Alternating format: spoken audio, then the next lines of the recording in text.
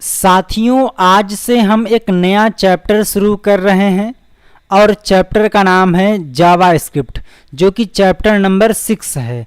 हालांकि इस चैप्टर की क्लास मैं आप लोगों को प्रोवाइड कर चुका हूं, बट एक बार हम इसे दोबारा से नए फॉर्मेट में रिवाइज करने का प्रयास करते हैं। तो इसके पहले आप लोगों ने HTML, CSS पढ़ ली है। दिन अब हम लोग जावास्क्रिप्ट के बारे में बातचीत करने वाले हैं। अगर हम आपसे बोलें कि इसके पहले आपने पढ़ा है HTML, आपने पढ़ा है CSS, तो HTML और CSS इनका रोल क्या होता है, तो आपका सिंपल सा आंसर आएगा कि HTML वेब पेज का जो स्ट्रक्चर होता है उसको डिफाइन करता है, वहीं जो CSS है वो उस वेब पेज में जो एलिमेंट्स हैं उसको स्टाइल देता है। वहीं इसके बाद जो जावास्क्रिप्ट हम पढ़ने वाले हैं ये क्या करेगा, ये उन एलिमेंट्स का बिहेवियर सेट करेगा कि जब उसको स्क्रॉल किया जाए तो क्या होना चाहिए, जब पेज लोड हो तो क्या होना चाहिए। ये सारी बातें आपको जावास्क्रिप्ट प्रोवाइड करता है। आइए समझते हैं।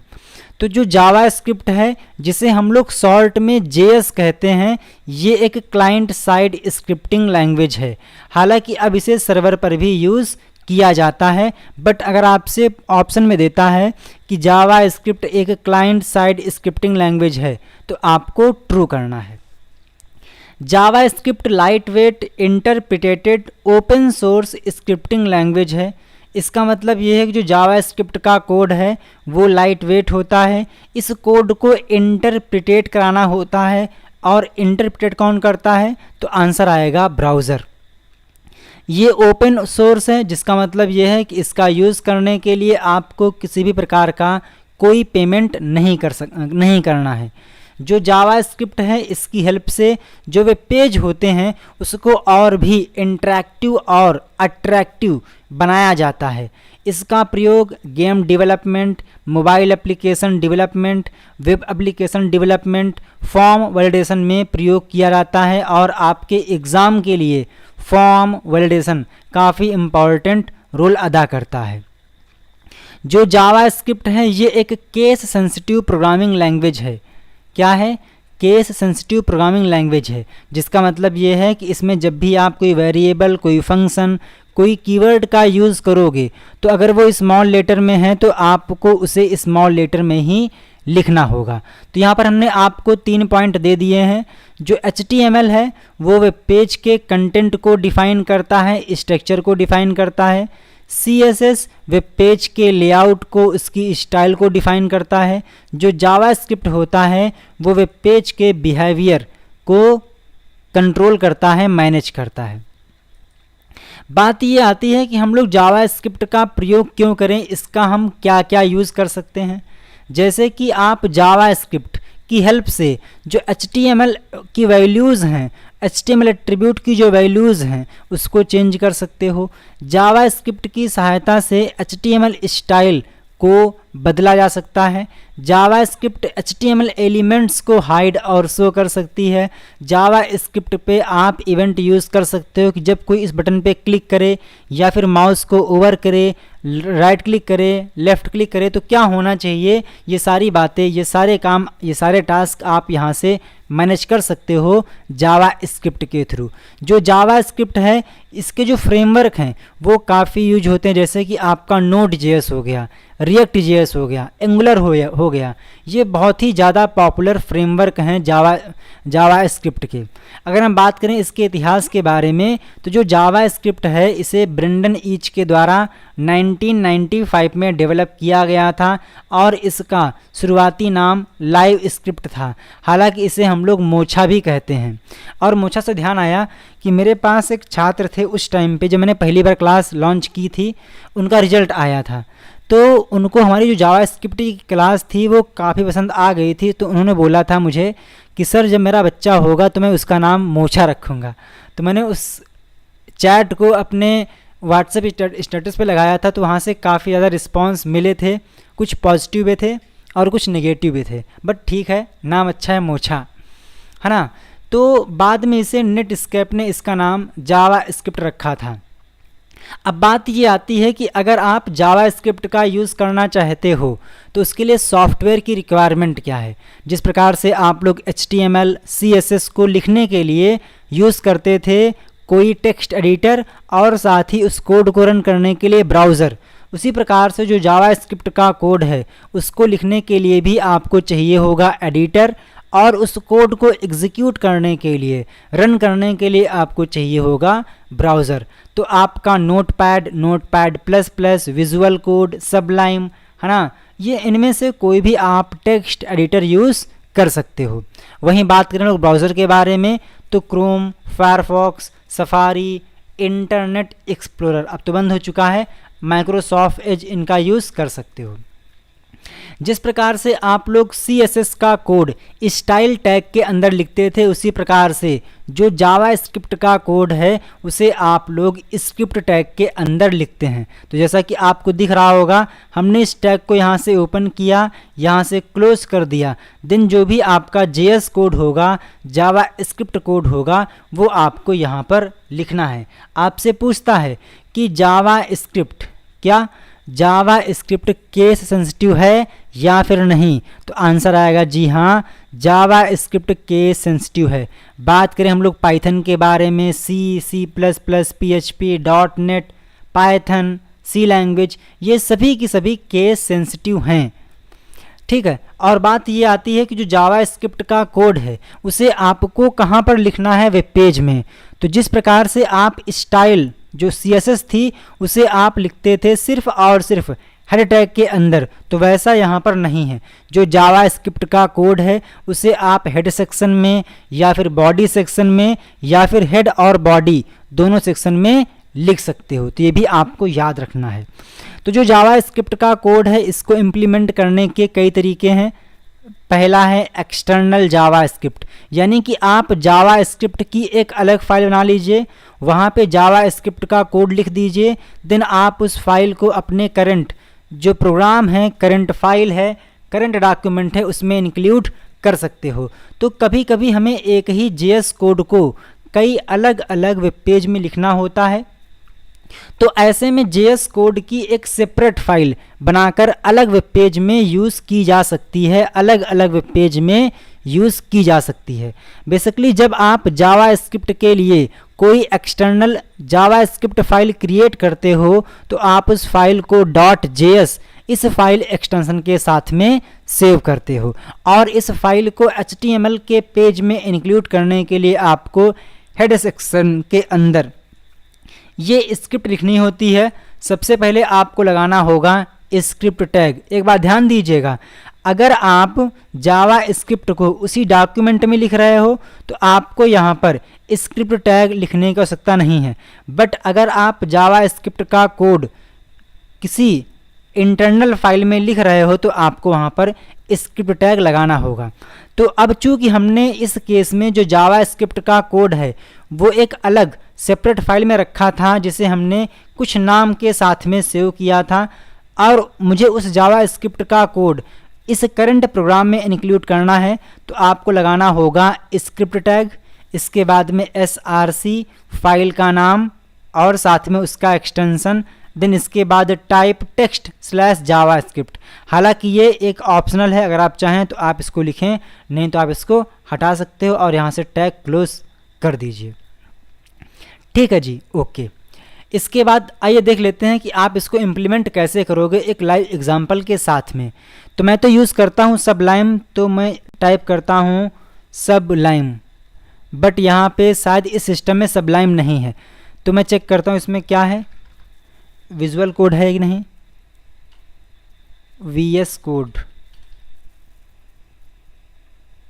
इसमें VS कोड भी नहीं है, तो इसमें पड़ा क्या भैया, विजुअल कोड इसमें शायद था, तो मैं ज़रा चेक करता हूँ विजुअल कोड।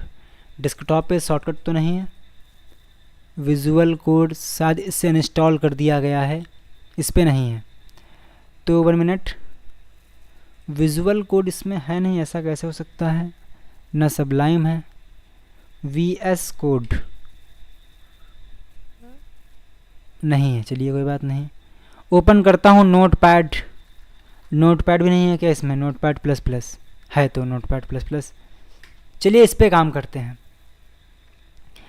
सबसे पहले मैं क्या करता हूँ, इस कोड को कर देता हूँ यहाँ से कट, एंड इसके बाद मुझे यहाँ पर लिखना होगा HTML, इसके बाद आता है हेड, देन हम क्या करेंगे, लिखेंगे टाइटल, और मैं कर देता हूँ माई फर्स्ट JS कोड, और इसको हमने यहाँ से क्लोज कर दिया है टाइटल। बड़ा इसमें टाइम लगता है लिखने में, क्योंकि यहाँ पर नहीं मिलता है प्रॉपर तरीके से सजेशन। ठीक है जी, इसको यहाँ से क्लोज कर देता हूँ हेड को। मैं काम करता हूँ तब तक कि जो सबलाइम है उसको ला देता हूँ इंस्टॉलिंग पे, ताकि दिक्कत ना आए। तो सबलाइम टेक्स्ट एडिटर, ठीक है जी, इसको मैं कर लेता हूँ डाउनलोड, तब तक कि डाउनलोड होगा ये, क्योंकि अपना फेवरेट सबलाइम है, इसमें टाइम बचता है। या फिर आप यूज़ कर सकते हो visual code. Notepad plus plus क्या है, इसमें टाइम बहुत लगता है, तो मुझे इसको करना पड़ेगा। ये दिक्कत क्रोम में बहुत आती है, your connection is not private. तो हमने कर लिया डाउनलोड फॉर विंडोज़, और इसके बाद जो सबलाइम है वो डाउनलोड होना शुरू हो चुका है। कुछ सेकंड में प्रोसेस शुरू हो जाएगी। आई थिंक डाउनलोड हो रहा होगा, बट यहाँ पर शो करना चाहिए था यहाँ पर, बट मैं चेक कर लेता हूँ डाउनलोड हो रहा है या फिर नहीं हो रहा है।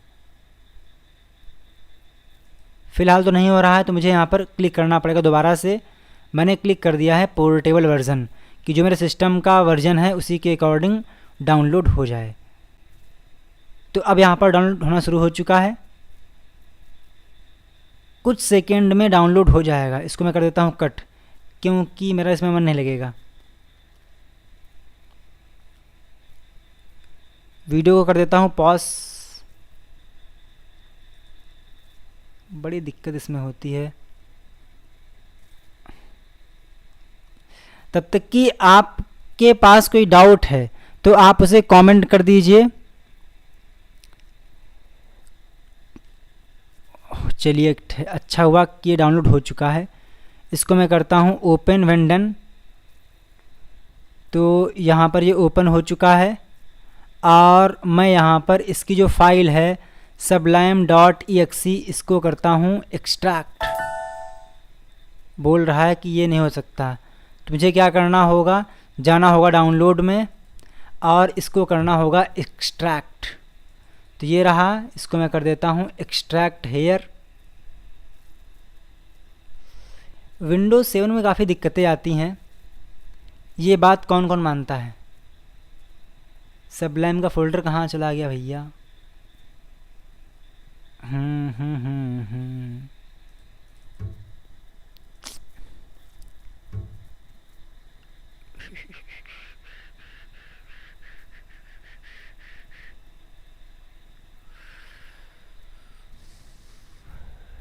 सबलाइम कहाँ चले गए भैया, सबलाइम जी।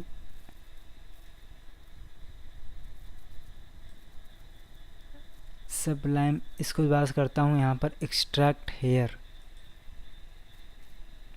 ये इसको मैं बना देता हूँ सीधा extract to Sublime.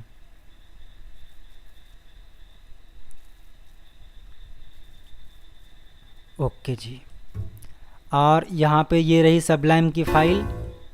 The version of this file is not, चलिए इसको कट करना पड़ेगा, ओपन करना पड़ेगा नोटपैड प्लस प्लस ही। प्रेजेंट टाइम में जो मेरा सिस्टम है ना वो इसमें ख़राब पड़ा हुआ है, इसमें दिक्कत कुछ आ गई है मदरबोर्ड पे, तो वो गया है सर्विस सेंटर। तो यहाँ पर दिक्कतें आ रही, कोई बात नहीं है। तो है HTML हेड टाइटल, और इसके बाद हमने कर लिया हेड को क्लोज। ओपन करता हूँ बॉडी, और इसको मैंने कर दिया है इंटर, इसको हमने यहाँ से कर दिया है क्लोज, और इसके बाद HTML क्लोज। तो ये आपका एक बेसिक स्ट्रक्चर होता है किसी भी वेब पेज का। अब मुझे यहाँ पर कोई स्क्रिप्ट लिखनी है, तो मैं जाऊँगा बॉडी के अंदर या फिर हेड के अंदर, देन यहाँ पर लिखूँगा स्क्रिप्ट, वारी स्पेलिंग स्क्रिप्ट, और इसको हमने यहाँ से ओपन किया। मैंने यहाँ पर लिखा document, UMENT document, document dot right, document dot right. जब भी आप लोगों को जावा स्क्रिप्ट में कुछ भी लिखना होता है, जिस प्रकार से आप लोग पाइथन में यूज़ करते हो प्रिंट का, उसी प्रकार से हम यहाँ पर यूज़ करते हैं डॉक्यूमेंट राइट का। मैंने यहाँ पर लिखा this is Satyam Sahu, this is Satyam Sahu. इसको हमने यहाँ से किया इस फुल स्टॉप और इसको हमने यहाँ से कर दिया है टर्मिनेट। इसको मैंने सेव किया और इस फाइल को मैं सेव कर लेता हूँ डेस्कटॉप पे, ताकि इसको एग्जीक्यूट करने में, ढूंढने में दिक्कत ना हो। तो हमने कर लिया new.html, इसको मैंने सेव कर दिया। सेव करने के बाद आप यहाँ पर पाएंगे कि डेस्कटॉप पे एक फ़ाइल आ चुकी है जिसका नाम क्या है, जिसका नाम है न्यू। तो new.html कहाँ पे चली गई फाइल, ये रही। इसको हमने डबल क्लिक किया तो आप देखेंगे यहाँ पर कुछ भी प्रिंट नहीं हुआ है। तो हो सकता है कि हमने यहाँ पर कोड लिखने में कोई गलती कर दी हो। डॉक्यूमेंट डॉट राइट, अच्छा जी, हमने यहाँ से स्क्रिप्ट को क्लोज़ नहीं किया है, तो हमें यहाँ पर स्क्रिप्ट को क्लोज़ करना होगा। स्क्रिप्ट को हमने यहाँ से क्लोज़ कर दिया। आई थिंक अब ये वर्क करेगा।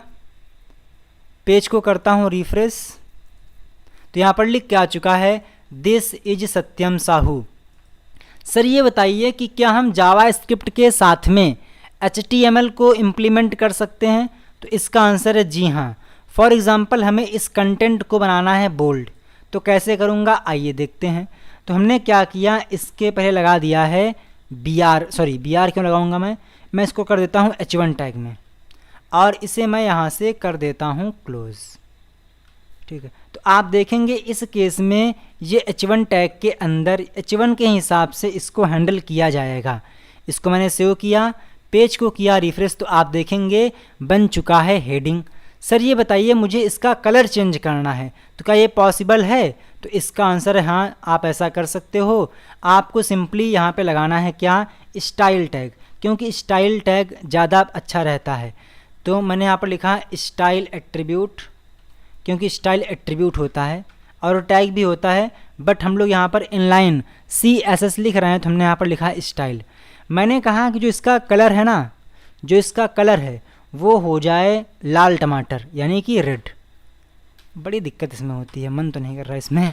इसको मैंने कर दिया है सेव और पेज को मैंने किया रिफ्रेश, तो आप देखेंगे कि ये रेड कलर में आ चुका है, हालांकि आया नहीं। क्या गलती हो गई है, स्टाइल कलर रेड, इसमें गलती क्या भैया, कलर रेड सही तो है। इसको मैं सेव करता हूँ, पेज को मैं करता हूँ रिफ्रेश। ये क्या दिक्कत है भैया जी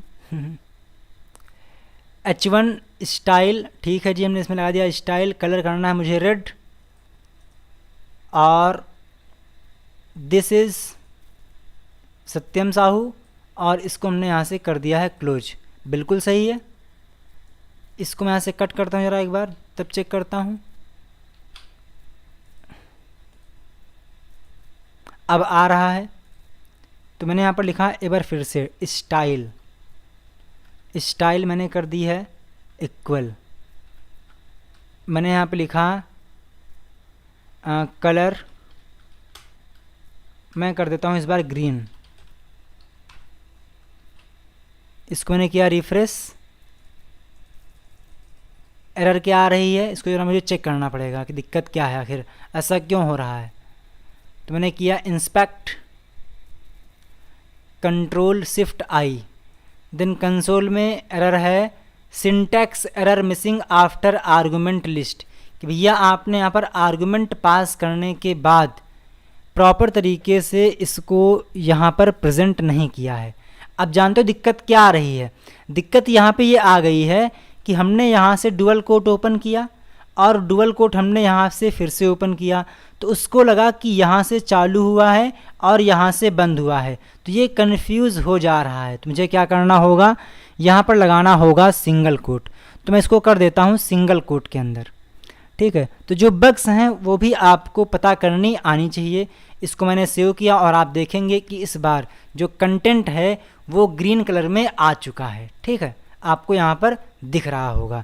तो आप इस प्रकार से यहाँ पर HTML और CSS इन दोनों को इम्प्लीमेंट कर सकते हैं। हालांकि हम लोग इसके बारे में आगे और अच्छे से एक्सप्लोर करेंगे।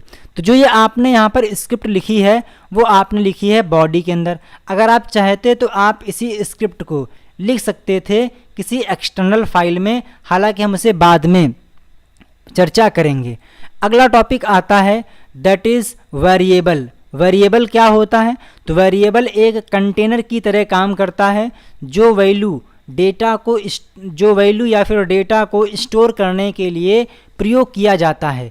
वेरिएबल को डिक्लेयर करने के लिए वेर कीवर्ड का प्रयोग करते हैं। तो आपको ये पता होना चाहिए कि जब आप जावा स्क्रिप्ट के साथ में काम कर रहे होते हैं और आप वेरिएबल क्रिएट करते हो तो आपको वेर कीवर्ड का यूज़ करना होता है। आपको यहाँ पर एग्जाम्पल दिया गया है, इसको मैं यहाँ से कॉपी कर लेता हूँ। और जो वेरिएबल होते हैं उसको बनाने के कुछ नियम होते हैं अलग अलग लैंग्वेज में, चाहे वो आपकी पाइथन हो, सी हो या फिर C++ हो या फिर रूबी हो, पाइथन हो, कोई भी लैंग्वेज हो, सबके कुछ रूल होते हैं। तो हमने यहाँ पर क्या लिखा, बनाया एक वेरिएबल। नाम क्या है वेरिएबल का? नेम। और हमने इसके पहले लगा लिया कीवर्ड वेर। वेर क्या है? वेर एक कीवर्ड है जिसका प्रयोग वेरिएबल को डिक्लेयर करने के लिए किया जाता है। तो हमने लिखा वेर, इसके बाद वेरिएबल का नाम क्या है? नेम। और हमने यहाँ पर डुअल कोट्स के अंदर एक स्ट्रिंग दे दी है न्यू आइडियाज YT। देन हमने डॉक्यूमेंट डॉट राइट इस मेथड की हेल्प से जो नेम वेरिएबल है इसकी वैल्यू को यहाँ से प्रिंट करवा दिया। इसको मैंने किया सेव, Ctrl+S, और आप देखेंगे कि यहाँ पर लिख के आ चुका है न्यू आइडियाज YT। हालांकि यहाँ पर लिखकर नहीं आया है, एरर क्या है मैं आपको बताने का प्रयास करता हूँ। यहाँ पर जो दिक्कत कर रहा है वो दिक्कत कर रहा है डुअल कोट, ठीक है, क्योंकि अलग अलग एडिटर्स में अलग अलग इनकोडिंग होती है। इसको मैंने कर दिया है सेव। आज मैं आपको बिल्कुल फुल्ली तरीके से गलतियों के साथ में आपको समझाने का प्रयास कर रहा हूं कि अगर आपके साथ दिक्कत आती है तो आप उसे कैसे दूर कर सकते हो। आपने देखा कि यहाँ पर न्यू आइडियाज YT प्रिंट हो चुका है। इसे मुझे बोल्ड करना है तो मैं क्या कर सकता हूँ, मैंने यहाँ पर लिखा डुअल कोट्स के अंदर लगा दिया मैंने बोल्ड टैग, ठीक है जी, और मैंने यहाँ पर कर दिया प्लस, और इसके बाद मैंने किया प्लस, और डुअल कोट्स के बाद हमने यहाँ पर इस टैग को क्लोज कर दिया। तो इस केस में क्या होगा, बोल्ड टैग, उसके बाद जो कंटेंट है वो यहाँ पर उठकर आएगा, एंड इसके बाद में यहाँ पर बोल्ड को हमने क्लोज कर दिया है क्योंकि बोल्ड एक कंटेनर टैग है। क्या आपके हिसाब से इस प्रोग्राम में गलती आने वाली है? आइए देखते हैं। गलती नहीं आई। क्यों? क्योंकि यहाँ पर गलती वाला कोई सिस्टम नहीं रहा। क्यों? क्योंकि यहाँ से इसको हमने ओपन किया, यहाँ से क्लोज किया, फिर हमने किया प्लस, तो ये समझ गया कि ये इतना पार्ट अलग है। फिर इसके बाद ये एक वेरिएबल का पार्ट है और इसके बाद ये एक स्ट्रिंग का पार्ट है जिसे हमने डुअल कोट्स के अंदर रखा है। आपको करना था इटैलिक, तो आप यहाँ पे कर दीजिए I और यहाँ पर भी कर दीजिए I, तो ये हो जाएगा इटैलिक। इसको मैंने सेव किया तो आप देखेंगे यहाँ पर ये कंटेंट इटैलिक हो चुका है। तो इस प्रकार से आप वेरिएबल क्रिएट कर सकते हो। मान लीजिए आपको कोई वेरिएबल क्रिएट करना है जिसमें आप एज को स्टोर करेंगे, तो हमने यहाँ पर लिखा वेर, इसके बाद वेरिएबल का नाम बना लिया मैंने एज के नाम का। अब चूंकि जो एज होती है वो एक नंबर होती है, यानी कि वो एक डिजिट है, तो इसे आपको डुअल कोट में नहीं लिखना है। मैंने कर दिया 23, और मैं क्या करता हूँ, इसको कर लेता हूँ कॉपी, Ctrl+C, और यहाँ पर कर देता हूँ Ctrl+V, और इस बार मैं सिर्फ और सिर्फ जो एज की वैल्यू है वो प्रिंट करवाने का प्रयास करता हूँ। मैंने लिखा एज, इसको मैंने सेव किया और आप देखेंगे यहाँ पर लिख के आ चुका है न्यू आइडियाज YT 23। सर ये बताइए, यहाँ पर तो आपने जब लिखा था डॉक्यूमेंट डॉट राइट, तो इस केस में ये तो नई लाइन से था, बट यहाँ पर ये इसी के आगे क्यों आ रहा है? नई लाइन से लाना है तो वो कैसे आएगा? तो इसके लिए आप लोगों ने पढ़े होंगे स्किप सीक्वेंस कैरेक्टर, आप उनका यूज़ कर सकते हो। तो हमने क्या किया, इसी के लास्ट में कहा कि जब ये कंटेंट प्रिंट हो जाए तो आपको सबसे लास्ट में BR टैग लगा देना है। क्या लगाना है? BR टैग, यानी कि लाइन को ब्रेक कर देना है। अभी आप देखेंगे कि जो 23 है वो न्यू लाइन से आ चुका है। तो आप इस प्रकार से यहाँ पर वेरिएबल क्रिएट कर सकते हो।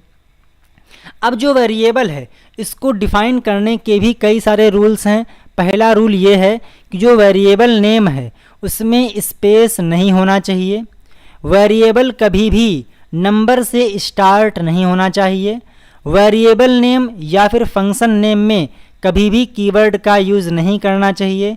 वेरिएबल नेम में डॉलर और अंडरस्कोर को छोड़कर किसी अन्य सिंबल का यूज़ नहीं किया जा सकता है। वेरिएबल नेम केस सेंसिटिव होता है। अब जो ये आपके रूल्स हैं इसके बारे में हम समझने का प्रयास करेंगे इसी क्लास में। कैसे करना है आइए देखते हैं। तो सबसे पहले मैं यहाँ पर जो हमने वेरिएबल क्रिएट किया है यहाँ पर बोला गया है वेरिएबल नेम में स्पेस नहीं होना चाहिए।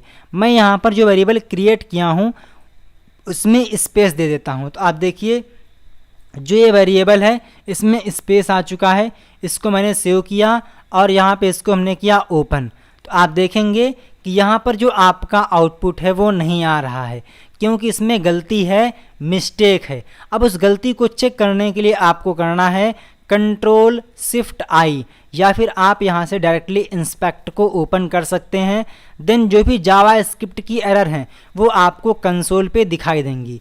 यहाँ पर लिख क्या आ रहा है uncaught syntax error unexpected identifier, कि जो आइडेंटिफायर है लाइन नंबर 7 पे उसमें एरर है, उसको आप ठीक करिए। तो हमने यहाँ पर गए और लाइन नंबर 7 पे हमने क्या किया स्पेस को रिमूव कर दिया, सेव किया। तो आप देखेंगे कि जो कंटेंट है वो यहाँ पर प्रिंट हो चुका है। ठीक है, तो जो स्पेस है वो अलाउ नहीं है। इसके बाद जो वेरिएबल है वो कभी भी नंबर से शुरू नहीं होगा। जैसा कि आपको यहाँ दिख रहा है कि जो वेरिएबल का नेम है उसे हमने स्टार्ट किया है अल्फ़ाबेट से, बट अगर मैं इसको स्टार्ट करता हूँ फॉर एग्ज़ाम्पल 1 नेम, तो इस केस में यहाँ पर आपको दिख रही है कि ये एक इनवैलिड वेरिएबल है। ये आपको दिख रहा है रेड कलर में। इसको हमने सेव किया और मैं पेज को करता हूँ रिफ्रेश। तो आप देखेंगे कि जो कंटेंट है वो प्रिंट नहीं हो रहा है और यहाँ पर लिख के आ रहा है इनवैलिड और अनएक्सपेक्टेड टोकन, यानी कि लाइन नंबर 7 पे 5वें कॉलम पे एरर है। तो आप इस प्रकार से जो एरर है इसको चेकआउट कर सकते हो, इसको दूर कर सकते हो। अब आपका रिजल्ट शो हो जाएगा क्योंकि जो इस डिजिट्स हैं उससे कभी भी वेरिएबल का नेम शुरू नहीं होना चाहिए। अगला है वेरिएबल नेम या फंक्शन नेम में कभी भी आप कीवर्ड यूज़ नहीं कर सकते हो। कीवर्ड क्या होता है? तो कीवर्ड एक ऐसा वर्ड होता है जो कि पर्टिकुलर लैंग्वेज में उस वर्ड को रखा जाता है रिजर्व, और उस वर्ड की जो वर्किंग है वो इंटरप्रेटर को या फिर कंपाइलर को पहले से पता होती है कि जब इस वर्ड को प्रोग्रामर यूज़र अपने प्रोग्राम में यूज़ करेगा तो मुझे उस केस में कौन सा फंक्शन कौन सा ऑपरेशन परफॉर्म करना है। जैसे कि F else switch for do while है ना, वाइल ब्रेक कंटिन्यू, ये सभी क्या हैं? ये सभी कीवर्ड्स हैं। तो मैं क्या करता हूँ यहाँ पर इस बार यूज़ करता हूँ, मैंने लिखा वेयर और इसके बाद एक कीवर्ड है फॉर, इसको मैंने यूज़ किया। इसको हमने सेव किया। अब देखते हैं क्या रिजल्ट आएगा। बिल्कुल नहीं आएगा क्योंकि हमने यहाँ पर यूज़ किया है फॉर, और जो फॉर है वो एक कीवर्ड है। तो कीवर्ड को आप एज आ वेरिएबल एज आ फंक्शन नेम यूज़ नहीं कर सकते हो। अगला पॉइंट आता है कि आप वेरिएबल नेम में अंडरस्कोर और डॉलर के अलावा कोई अन्य सिंबल यूज़ नहीं कर सकते हो। मैंने यहाँ पर नाम रखा डॉलर फॉर, इसको हमने सेव किया और आप देखेंगे कि यहाँ पर रिजल्ट आ चुका है क्योंकि जो डॉलर फॉर है ये एक कंप्लीट कीवर्ड नहीं है पाइथन में। आप यहाँ पर अंडरस्कोर का यूज़ कर सकते हो या फिर आप बीच में भी सिंबल का यूज़ कर सकते हो, चाहे आपका डॉलर हो या फिर अंडरस्कोर हो। इसको मैंने सेव किया और आप देखेंगे कि जो रिजल्ट है उसमें कोई भी दिक्कत नहीं है, प्रॉपर तरीके से आ रहा है। बट अगर मैं डॉलर और अंडरस्कोर के अलावा किसी अन्य सिंबल का यूज़ करूँगा तो यहाँ पर आएगी एरर। मैंने यहाँ पर लिखा for example my ampersand, Y ampersand, ठीक है। तो इस केस में y क्या है, वेरिएबल का नाम, जो कि इनवैलिड है। क्यों? क्योंकि हमने यहाँ पर एम्परसेंड साइन का यूज़ किया है, जो कि अलाउ नहीं है, क्योंकि आप डॉलर और अंडरस्कोर का ही यूज़ कर सकते हो। मैंने किया सेव, इसको मैं कट कर देता हूँ, देख के गुस्सा आ रहा है कि इंस्टॉल नहीं हो पाया। ठीक है, इसको मैंने किया रिफ्रेश, तो आप देखेंगे कि जो रिजल्ट है वो नहीं आ रहा है। क्यों? क्योंकि बोल रहा है कि भैया आपने फर्जीवाड़े में एम्परसेंड का यूज़ कर लिया है, जो कि अलाउ नहीं है। तो आप डॉलर और अंडरस्कोर के अलावा किसी अन्य सिंबल का यूज़ नहीं कर सकते हो। अगला जो रूल दिया गया है कि वेरिएबल नेम केस सेंसिटिव होते हैं, इसको मतलब क्या है समझ लेते हैं। मैंने क्या किया, यहाँ पर लिखा एज इक्वल 23 और मैं यहाँ पर जो एज का ए है उसको कर देता हूँ कैपिटल लेटर में और यहाँ से प्रिंट करवाता हूँ एज। तो इस केस में आप देखेंगे कि यहाँ पर कोई भी एरर नहीं आएगी, क्योंकि ये वाला एज और ये वाला एज, इन दोनों एज को अलग अलग माना जाएगा। इसको हमने किया सेव और आप देखेंगे कि यहाँ पर जो रिजल्ट है वो प्रॉपर तरीके से आ रहा है।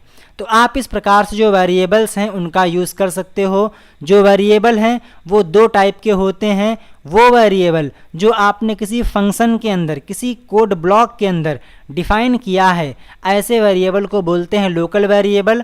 और ऐसे वेरिएबल को हम, जो लोकल वेरिएबल होते हैं, उनको आप सिर्फ और सिर्फ उसी बॉडी में यूज़ कर सकते हो जहाँ पे उसको डिफ़ाइन किया गया है। जो ये बात है ये आप लोग जब पढ़ेंगे फंक्शन टॉपिक, उसमें आपको समझ में आएगी। अगला आता है ग्लोबल वेरिएबल।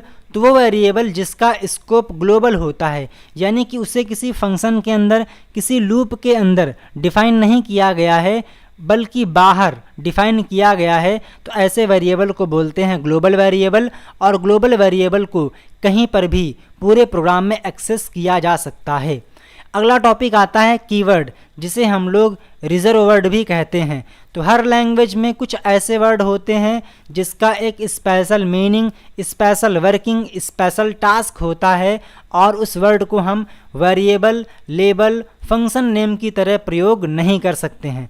आपको यहाँ पर कुछ कीवर्ड दिए गए हैं: abstract, arguments, await, boolean, catch, continue, case, const, byte, class, break, char, debugger, default, delete, do, double, else, enum, eval, export, extends, false, final, finally, float, for, function, go to, if, implements, import, in, instance of, int, interface, let, long, native, new, null, package, private, protected, public, return, sort, static, super, switched, synchronized, this, throw, throws, transient, true, try, type of, where, void, volatile, while, with, yield। ये सभी क्या हैं? ये सभी के सभी keywords हैं जो कि आपको मिलते हैं जावास्क्रिप्ट में, बट इनमें से कुछ ही कीवर्ड हैं जो कि आप यूज़ करोगे। अब बात ये आती है कि जो जावास्क्रिप्ट का आउटपुट है उसे आप कितने प्रकार से डिस्प्ले करवा सकते हो, प्रिंट करवा सकते हो। तो आप लोगों को यहाँ पर डिफरेंट टाइप के मेथड दिए गए हैं। सबसे पहला है यूजिंग इनर HTML। तो आप यूजिंग इनर HTML एलिमेंट में कंटेंट को प्रिंट करवा सकते हो। तो और एग्जांपल आपको यहाँ पर दिया गया है, इसको हमने कॉपी कर लिया। कॉपी करने के बाद इसको मैंने यहाँ पर Ctrl+A Ctrl+V कर दिया। मैंने यहाँ पर स्क्रिप्ट के अंदर एक लिखी है स्क्रिप्ट,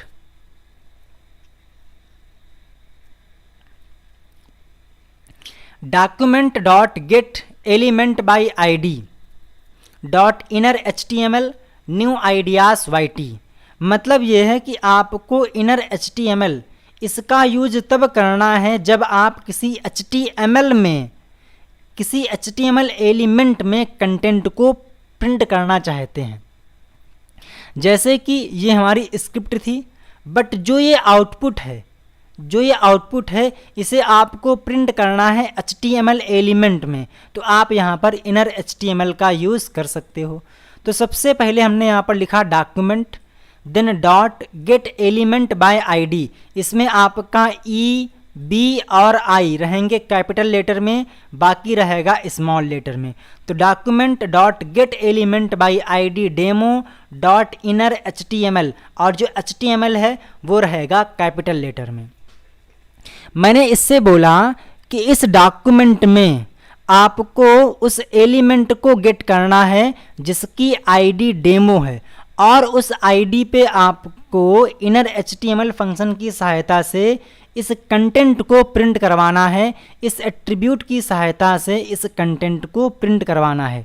तो क्या करेगा, इस डॉक्यूमेंट में जिसकी ID डेमो है उसको फाइंड आउट करेगा, और आप देखेगा कि यहाँ पर इसकी ID डेमो है।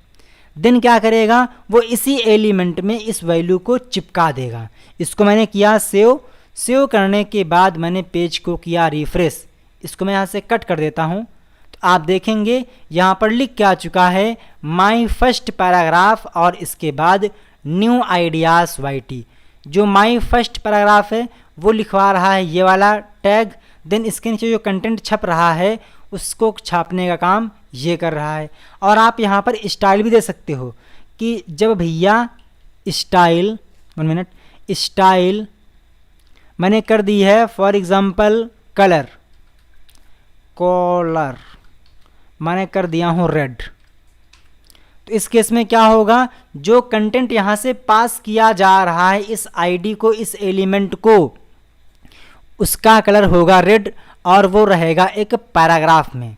आइए देखते हैं इसका आउटपुट। तो आपको यहाँ दिख रहा होगा कि न्यू आइडियाज़ YT एक पैराग्राफ में प्रिंट हो रहा है। तो आप इनर HTML की सहायता से इस प्रकार से कंटेंट प्रिंट करवा सकते हो। अगला जो मेथड आता है वो है डॉक्यूमेंट डॉट राइट। कैसे यूज़ करना ये मैंने आपको बता दिया है। इसके बाद में अगला आता है विंडो डॉट अलर्ट, और आप लोगों को यहाँ पर बताया गया है कि अलर्ट मेथड से आउटपुट डायलॉग बॉक्स में दिखता है, वह विंडो कीवर्ड ऑप्शनल होता है। अगर आप चाहें तो आप लिखे विंडो डॉट अलर्ट, या फिर आप डायरेक्टली अलर्ट लिख सकते हो। कैसे यूज़ करना है आइए देखते हैं। फॉर एग्जांपल अभी हम लोग यहाँ पर इनर HTML की सहायता से इस कंटेंट को प्रिंट कर रहे थे। अब मैं क्या करता हूँ, यहाँ पर यूज़ करता हूँ अलर्ट मेथड का। मैंने अलर्ट के अंदर इस स्ट्रिंग को, क्या टाइपिंग है, आपकी टाइपिंग के हम दीवाने हो गए। इसको मैंने सेव किया और पेज को मैंने किया रिफ्रेश। तो आपको दिख रहा होगा यहाँ पर लिख क्या रहा है, this page says new ideas YT। But अगर आप इसी कोड को किसी वेबसाइट में, किसी वेब पेज में रखे होते तो यहाँ पर शो करता examzilla.com says new ideas YT। ध्यान दीजिए, जो जावा स्क्रिप्ट का कोड है वो पहले एग्जीक्यूट होता है, जब तक कि आप ओके पर क्लिक नहीं करोगे तब तक कि उसके आगे का कंटेंट शो नहीं करेगा। तो आप इसकी सहायता से भी कंटेंट को प्रिंट करवा सकते हो। इसके बाद में आता है कंसोल डॉट लॉग। बेसिकली जो डेवलपर होते हैं, जब वो कोई एप्लीकेशन डेवलप कर रहे होते हैं, कोड लिख रहे होते हैं, उन्हें गलती को चेक करना होता है, तो वो कंसोल डॉट लॉग इसका यूज़ करते हैं। तो इसका यूज़ हम लोग डिबगिंग के लिए करते हैं। कैसे यूज़ करना है मैं आपको दिखाता हूँ। मैं क्या करता हूँ, जो ये कंटेंट है इसको मैं करता हूँ एक वेरिएबल के अंदर। मैंने लिखा वेर, नाम रखा मैंने name equal new ideas YT। मुझे इसको चेक करना है कि ये प्रिंट हो रहा है या फिर नहीं। तो मैं क्या कर सकता हूँ, इसे कंसोल पे प्रिंट करवा सकता हूँ। तो हमने लिखा यहाँ पर कंसोल डॉट लॉग, और ब्रैकेट के अंदर हमने पास कर दिया नेम। ठीक है जी। ध्यान दीजिएगा, जो भी आप लोग कंसोल डॉट लॉग में प्रिंट करवाते हो वो यूज़र को नहीं दिखाई देता है बॉडी पे। इसको मैंने किया सेव, पेज को किया मैंने रिफ्रेश। तो आप देखेंगे कि यहाँ पर 1 मिनट, यहाँ पर सिर्फ और सिर्फ ये लाइन लिखकर आ रही है, न्यू आइडियाज़ YT लिखकर नहीं आ रही है। तो चूँकि हमने इसे लॉग में प्रिंट करवाया है तो हमें क्या करना होगा, ओपन करना होगा कंसोल, यानी कि Ctrl+Shift+I कर लीजिए, या फिर आप यहाँ से इंस्पेक्ट को ओपन कर लीजिए। मिलेगा ऑप्शन यहाँ पे आप लोगों को कंसोल का, यहाँ पे क्लिक कर दीजिए तो आप देखेंगे यहाँ पर छप चुका है न्यू आइडियाज़ YT। आप जो कुछ भी यहाँ पर टाइप करोगे वो आपको कंसोल पे दिखाई देगा। मैंने किया सेव, पेज किया रिफ्रेश। तो यहाँ पर लिख के आ चुका है न्यू आइडियाज़ वाईटी बाकी की कहानी। तो आप इस प्रकार से डिफरेंट मेथड से जो कंटेंट है उसको प्रिंट कर सकते हो। इसके आगे हम लोग अगली वीडियो में चर्चा करेंगे। सो गाइस, जय हिंद, थैंक यू फ्रेंड्स।